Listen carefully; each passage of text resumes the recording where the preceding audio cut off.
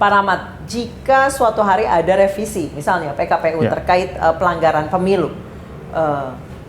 tidakkah ada harapan bahwa si syarat-syarat pelanggaran itu tidak begitu banyak? Bukankah akan lebih banyak lagi bisa menjaring pelanggaran-pelanggaran terutama saat kampanye? Atau justru kenapa dibuat syaratnya begitu banyak? Karena memang pernah terjadi ini digunakan pasal karet untuk menjatuhkan lawan secara tidak gentle. Kalau kita lihat ya dalam untuk yang kemudian membatalkan pasangan calon atau kemudian peserta pemilu, pastinya ada upaya untuk ke situ dong, Pak. Iya, tapi itu kan sangat strict syaratnya di undang-undang. Oke. Nah, kemudian kalau untuk menyerang ya kemungkinan terjadi ada. Apalagi jalur hukum ini terbuka sekali. Kalau kita lihat undang-undang pemilu, undang-undang pilkada dan undang-undang atau PKPU, maka jalur-jalur hukum untuk menggugat atau kemudian mempersoalkan hukum dalam kampanye peserta pemilu itu sangat dimungkinkan. Oleh sebab itu, battleground-nya jangan sampai ke juga penyelenggara pemilu jadinya. Jadi dia ajaknya ke Bawaslu jadi akhirnya. Tapi tidak bersaing untuk merebut simpati masyarakat, itu yang persoalan. Yang kemudian kita harus waspadai adalah bagaimana sebuah aturan itu bisa membuat kompetisi ini kompetitif, tapi tidak kemudian saling menjatuhkan. Nah, yang harus strict misalnya aturan tentang politik uang itu bisa diperluas misalnya. Kemudian aturan tentang kampanye di tempat ibadah, nah itu juga bisa diperluas. Kemudian masa berlaku kampanye. Sebelum kampanye, apakah itu berlaku? Setelah penetapan, ini masa jeda loh. Setelah penetapan 3 hari kemudian baru kampanye. Nah 3 hari ini boleh nggak kampanye? Itu boleh nggak, Pak? Kalau di masa tenang jelas nggak boleh. Kalau kampanye nggak boleh. Nah akhirnya seharusnya bisa dong. Menurut saya bisa aja 3 hari setelah ditetapkan kampanye. 3 hari langsung pas ditetapkan langsung kampanye. Kenapa? Karena kalau ada masa jeda jadi persoalan. Tapi kalau yang namanya pejabat sedang nyalon gitu, ikut dalam kontestasi pilkada, mereka jalan-jalan ke mall saja bisa dibilang adalah kampanye, walaupun tidak ada ajakan. Mungkin sama serupa dengan yang kemarin sempat terjadi di Car Free Day, tidak ada ajakan, tapi memang seorang calon kepala daerah atau itu calon-calon eksekutif itu jalan-jalan ke mall aja bisa dikategorikan kampanye. Nah, yang menarik ya, apalagi bawa tim gitu maksudnya, nggak cuma sendirian. Kan sebenarnya semua persoalan, semua kehidupan yang bersangkutan dijadikan kampanye. Itu gue jadi persoalan. Tapi ya itu haknya peserta pemilu lah. Dan kemudian kalau ke mall, kemudian apakah itu kampanye? Sepanjang ada aturannya, sepanjang tadi tidak mengajak, hanya itu tidak ada masalah. Dan ini membuat kampanye kita lebih menarik. Kalau kemudian batasannya kampanye datang tok selesai, ya masyarakat ini kampanye nggak sih? Jadi ini persoalan juga misalnya itu. Ada pertanyaan, ini sudah masa kampanye, baliho ada di mana-mana. Loh, wong calonnya aja belum ditetapkan sama KPU, tapi sudah ada balihonya di mana-mana. Pilkada belum ditetapkan tanggalnya aja balihonya udah di mana-mana. Ini menarik ya. Ya inilah ciri khas perkembangan pemilu dan pilkada Indonesia. Betul. Jadi dan itu misalnya petahana itu ada kelebihannya. Kelebihan petahana itu salah satunya. Tapi petahana juga banyak limitasinya. Apa limitasinya? Yang bersangkutan tidak boleh menggunakan program pemerintah, yang bersangkutan tidak boleh kemudian pada saat melakukan kampanye aktif sebagai pejabat harus cuti di luar tanggungan negara. Itu yang kemudian atau cuti kampanye itu yang kemudian dilakukan dalam kampanye oleh petahana. Jadi limitasinya banyak. Tidak boleh mengganti pejabat di lingkungan pemerintah daerah. Itu pasal 71, ayat 1, 2, 3, 4 sampai 5 itu mengatur tentang itu, larangan. Jika itu dilanggar, maka akan terkena pembatalan sebagai pasangan calon. Oke, tapi syaratnya banyak banget. Banyak. Ya untuk membatalkan, misalnya orang daftar. Pernah ada kejadian nggak sih Pak sebelumnya? Pembatalan? Iya. Ada Mbak. Misalnya kasus di satu kabupaten di Kalimantan Timur, kemudian Lampung, kemudian Makassar juga pernah ya Pak ya, akhirnya lawan kota kosong yang menang. Kota kosong menang. Ya hanya di Indonesia. Terus ada beberapa tempat yang kemudian Bawaslu menyatakan diskualifikasi karena melanggaran pasal 71. Ada yang terbukti pelanggaran administrasi yang terstruktur, sistematis dan masif. Itu juga walaupun kemudian dibatalkan oleh Pengadilan Tinggi putusan Bawaslu tersebut. Nah, tapi ada kasus yang dibatalkan oleh Bawaslu. Dibatalkan oleh Bawaslu, kemudian naik ke pengadilan. Banding ke pengadilan. Kemudian oleh pengadilan putusan Bawaslunya dianulir. Belum pernah ada kejadian yang benar-benar pembatalan, ada kasus satu, tapi tidak kemudian banyak. Pak Rahmat, sejauh ini pilkada yang paling hiruk pikuk itu di mana Pak? Selama penyelenggaraan pilkada beberapa tahun terakhir, apalagi yang serentak-serentak ini kan ramai ya Pak ya? Iya, kebetulan saya pernah jadi anggota Bawaslu sebelumnya. Di wilayah Papua, pasti selalu menarik Papua dan Papua Barat dulu, masih 2 provinsi. Selalu menarik menurut saya dan juga bermasalah sebagian kecil, tidak sebagian besar. Walaupun bermasalahnya ya, misalnya pilkada Yalimo itu PSU 3 kali, PSU dan jadi 3 kali, ulang dan ulang. Nah, kenapa sih Pak biasanya? Pertama adalah misalnya KPU menetapkan pasangan calon yang masih sebagai terpidana. Kemudian kedua, ada masalah apa ya, 2 itu. Yang ketiga, baru kemudian saya lupa ya, tapi 3 kali itu. Dan yang ketiga itu, yang ketiga itu penuh dengan tantangan. Kenapa? Karena kantor bupatinya sudah terbakar, kantor KPU-nya sudah terbakar, kantor Bawaslu-nya terbakar. Jembatan ke arah Yalimo juga dirusak. Nah, itu kan bisa dibilang hambatannya atau hiruk pikuk terjadi karena dalam tanda kutip Pak, perang fisik. Ya. Karena memang ada bentrokan secara fisik. Ya. Kalau yang bentrokannya perang urat saraf, itu di mana Pak? Perang urat saraf misalnya kasus pilkada Jakarta. Makassar. Oh, Makassar. Makassar itu kalau tidak salah wali kota petahana tidak bisa maju. Karena pertarungan di Bawaslu, pertarungan hukum sengketa proses di Bawaslu dan juga di Pengadilan Tata Usaha Negara. Pengadilan Tinggi Tata Usaha Negara. Itu 2 kali atau 3 kali. Kemudian akhirnya menjadi bentrok fisik. Awalnya perang hukum dulu, kemudian bentrok fisik. Kemudian kalau Jakarta bukan hanya urat saraf, fisik juga mungkin sudah fisik, pemasangan spanduk misalnya. Kejadiannya Mas Anies dengan Pak Ahok ya, nah itu penuh dengan politisasi SARA. Dari 2018, ada 17 sampai 18. Pilkada DKI kan 2 putaran. Kemudian terakhir adalah sembako yang ada di mana-mana akhirnya ketika pada putaran kedua. Putaran kedua DKI. Jadi perang urat saraf itu terjadi di media sosial. Kalau kita lihat masa pendukungnya Mas Anies, masa pendukungnya Pak Ahok itu saling bertarung di sosial media, bukan di tapi kemudian ada pemasangan misalnya spanduk dilarang menyolatkan jenazah yang mendukung pasangan calon tertentu di pilkada DKI. Itu kami turunkan, itu sudah mulai agak menjurus ke fisik.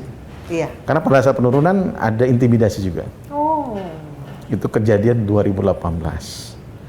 Jadi menarik sebenarnya pilkada ini. Bahkan menurut indeks kerawanan kami, kontak fisik itu lebih banyak terjadi di pilkada daripada di pemilu. Oh iya? Ya. Kenapa? Lebih militan pendukungnya atau bagaimana? Dibandingkan pilpres maksudnya? Kedekatan antara tim kampanye, pasangan calon, dan keluarga pasangan calon. Ini kan bisa bertarung FAM A dan FAM B. Kemudian juga keluarga besar dari perantau Jawa misalnya dengan keluarga besar orang yang dianggap orang asli di situ. Itu mungkin bisa terjadi. Nah, itu yang mengerikan menurut kami supaya kemudian bisa diredusir Makanya Bawaslu membuat indeks kerawanan baik pemilu dan pilkada untuk kemudian para pihak saling menjaga, terutama teman-teman pemerintah daerah, kepolisian dan aparat TNI dan juga unsur-unsur keamanan lainnya untuk menjaga kondusivitas dalam pertarungan di pilkada, kompetisi pilkada. Nah, berbicara soal zonasi kerawanan ya Pak ya, tentunya KPU bersama Bawaslu dan stakeholders lain itu sudah ada pemetaan wilayah-wilayah yang dianggap merah, kuning, hijau. Saya waktu itu pernah jadi moderator salah satu kabupaten, itu sampai punya ASPRI Pak. Karena memang ketika itu kategorinya rawan, tinggi. Rawan. Nah, masuknya warnanya merah. Seperti apa Bawaslu melakukan pemetaan setiap wilayah yang dianggap rawan dan bagaimana treatmentnya dalam pengawasannya, karena tentunya karena tadi Pak Rahmat sempat menyebutkan soal lebih sensitif dibandingkan Pilpres karena faktor kedekatan itu bisa saja jadi pemicu konflik apapun. Pertama adalah yang membuat pemetaan kerawanan di penyelenggara namanya Badan Pengawas Pemilu. Kami punya indeks kerawanan pemilu dan pilkada. Sekarang baru saja kemarin dibuat pemetaan kerawanan 3 tahapan penting dalam pilkada. Tahapan pencalonan pada saat ini, tahapan nanti kampanye, dan tahapan pemungutan dan penghitungan suara. Kemudian ada beberapa 5 daerah tertinggi. Kami sebut sebagai dengan kerawanan tinggi, kerawanan sedang, dan kerawanan rendah. Yang paling banyak kerawanan sedang. 5 daerah terbesar untuk provinsi ada 5. Saya masih ingat kayak ini. ada Kalimantan Timur kalau tidak salah, ada lupa ya, ada Jawa Barat, Papua malah tidak termasuk di situ. Nah, kemudian yang paling banyak daerah kerawanan sedang. Kenapa kemudian apa yang menjadi dasar untuk itu? Pertama, kami melakukan penelitian terhadap berita yang tersebar pada saat pilkada. Kemudian kami melakukan interview kepada penyelenggara pemilu atau membuat FGD di masing-masing daerah untuk kemudian melakukan apa sih daerah ini yang kemudian asesmen wilayah gitu. Betul. Ya Pak ya misalnya. Kemudian juga kami melakukan benchmark terhadap pemilu sebelumnya, pemilu misalnya ataupun pilkada sebelumnya. Itu yang kami lakukan. Kami undang FGD, tokoh masyarakat, tokoh agama, apa yang kemudian menjadi faktor-faktor pelecut atau katalisator untuk meningkatkan kerawanan atau meningkatkan kerusuhan misalnya. Itu yang kemudian kita bahas juga ke depan oleh mitigasinya dengan teman-teman kepolisian dan tentara. Nah, teman-teman polisi juga buat indeks kerawanan, tapi dari perspektif keamanan. Kalau kami dari perspektif penyelenggaraan, misalnya daerah-daerah yang susah untuk dilakukan distribusi logistik, daerah pulau kan, misalnya kita Natuna itu seharian penuh naik kapal, naik pesawat juga terbatas. Kemudian dan ada mahal Pak, kalau misalnya bawa logistik segitu banyak pakai pesawat. Mahal, ya. Tapi terus dilakukan. Mau nggak mau. Mau nggak mau. Kemudian Anambas 12 jam naiknya. Bicara misalnya Saburai Jua yang dulu pernah ada masalah juga kan, pilkada Saburai Jua. Itu 12 jam, dari jam 7 malam sampai jam 7 pagi baru naik.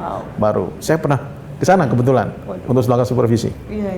Jadi saya pernah juga ke daerah Paniai, Dogiai dan Diiyai. 10 jam atau 10 sampai 12 jam dari Nabire. Dengan darat, tidak bisa dengan laut, hanya bisa dengan pesawat juga terbatas.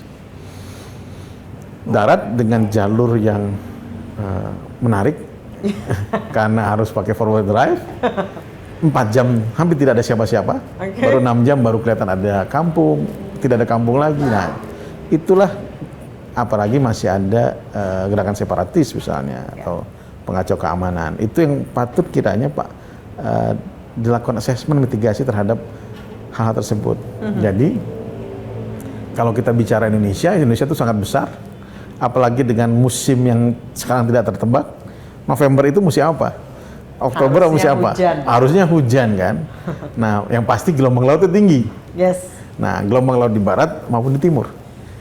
Kita bisa bicara Tali Abu 2 hari dari pusat kota Ternate naik kapal. Nah, itu Pak. Tadi Bapak mengatakan bahwa semua cabang itu Bawaslu itu sudah punya tim bahkan sampai ke Tingkat kecamatan. Untuk wilayah-wilayah bisa dibilang remote area seperti itu. Apakah harus mendatangkan dari pusat atau maksud saya dari ibu kota terdekat? Atau dari sana? Atau dari sana? Kalau sumber dayanya dari Panwas, dari kecamatan yang bersangkutan.